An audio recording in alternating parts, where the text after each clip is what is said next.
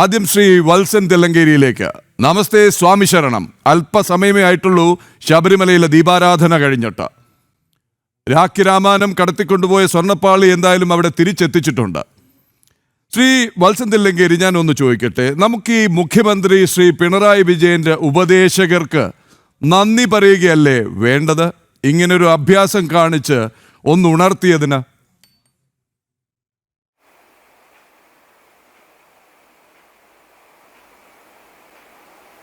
സ്വാമി ശരണം.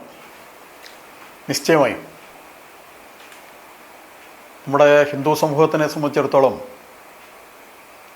ഭക്തലക്ഷങ്ങളെ സംബന്ധിച്ചിടത്തോളം വളരെ കൃതജ്ഞതയോടുകൂടി മാത്രമേ പിണറായി സർക്കാരിനെയും പിണറായി സർക്കാരിൻ്റെ ഉപദേശകരെയും നോക്കിക്കാണാനാവും.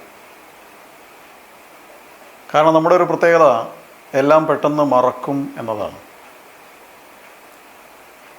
മറ്റ് കൃത്യാന്തര ബാഹുല്യങ്ങളൊക്കെ വരുന്ന സമയത്ത് വിസ്മൃതിയിലേക്ക് ആണ്ടുപോയ പഴയ കാര്യങ്ങളെല്ലാം ഇപ്പോൾ ഉയർന്നു വരികയാണ്.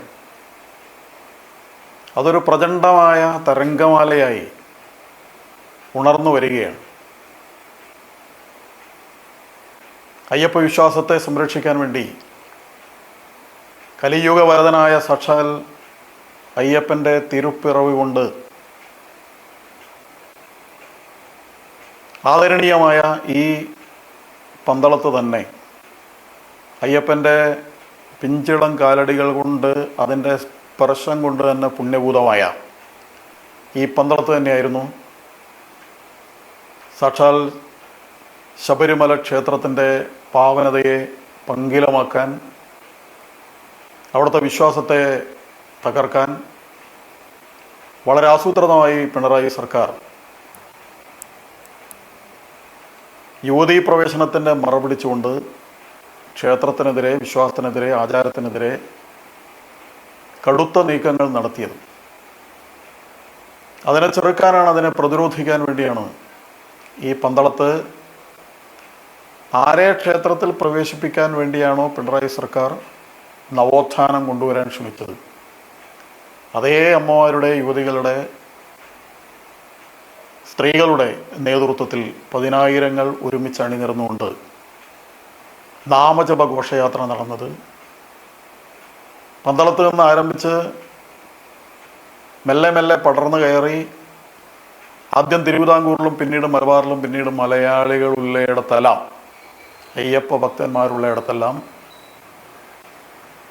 ആ നാമജപയാത്ര ഹിന്ദു സമൂഹത്തിൻ്റെ ഉയർത്തെഴുന്നേൽപ്പിൻ്റെ, കരുത്തിൻ്റെ, പ്രതിരോധത്തിൻ്റെ, സമീപകാലത്തെ, വർത്തമാനകാലത്തെ ഏറ്റവും ജ്വാജ്വല്യമാനമായ മുഖമായി ഉദിച്ചുയർന്ന ഒരു സാഹചര്യമുണ്ടായി. അങ്ങനെയാണ് ശബരിമല ക്ഷേത്രത്തിൻ്റെ തിരുസന്നിധിയിൽ ആചാരലംഘനം നടത്താനുള്ള പരിശ്രമങ്ങളെ ഗ്രാമഗ്രാമാന്തരങ്ങളിൽ, നഗരാന്തരങ്ങളിൽ 18-ാം പടി വരെ ശരണപാതകളിലെമ്പാടും ഭക്തജനങ്ങൾ പ്രതിരോധിച്ചത്.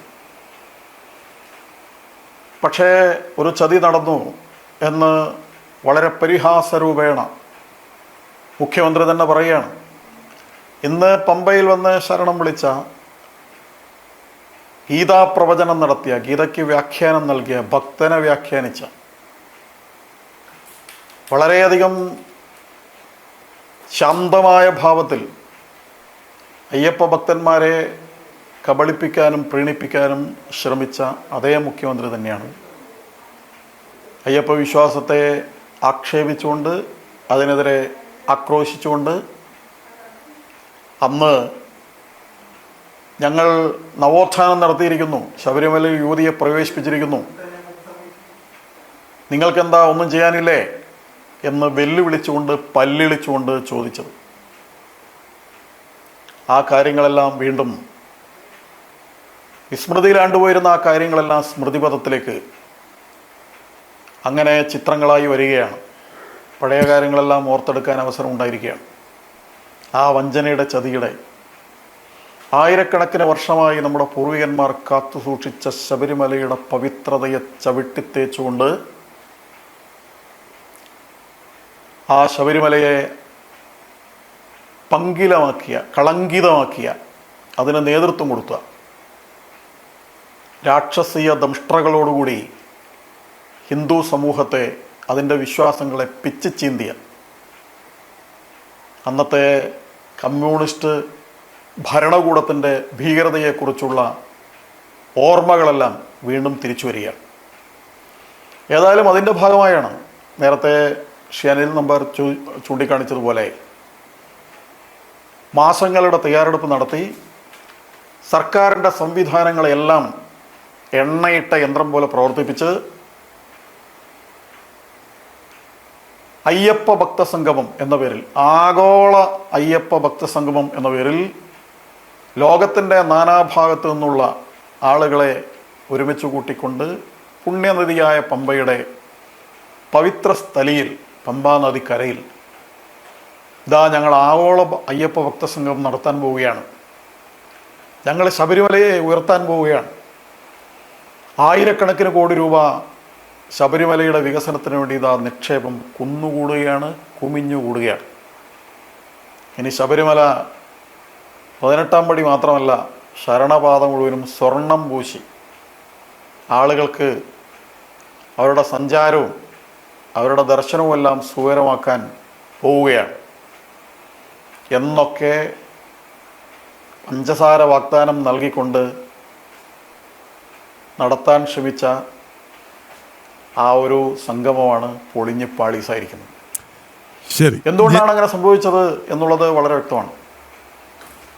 വിവേകികളായ ആളുകൾക്കെല്ലാം ഇതിൻ്റെ പരിണാമഗുപ്തി എന്താണ് എന്ന് കൃത്യമായി ബോധ്യമുണ്ടായിരുന്നു. മറിച്ചല്ല സംഭവിച്ചത്.